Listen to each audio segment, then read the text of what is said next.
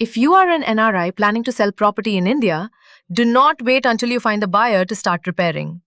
Tax and documentation work should ideally begin before the sale is finalized.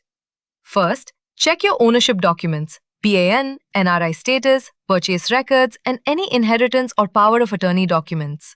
You should also estimate your capital gains and understand how much TDS the buyer may need to deduct. Once you have a buyer and an expected sale value, review the TDS position before major payments are made. If the expected tax is much lower than the normal TDS deduction, this is also the stage to consider applying for a Lower TDS Certificate.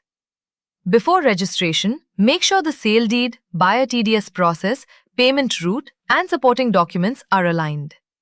After the sale, verify that the buyer has deposited the TDS correctly against your PAN and keep the TDS certificate and banking trail. Finally, file your Indian income tax return, pay any remaining tax, or claim an excess TDS refund. If you want to move the sale proceeds abroad, you should also prepare the required banking, tax, and FEMA documentation for repatriation.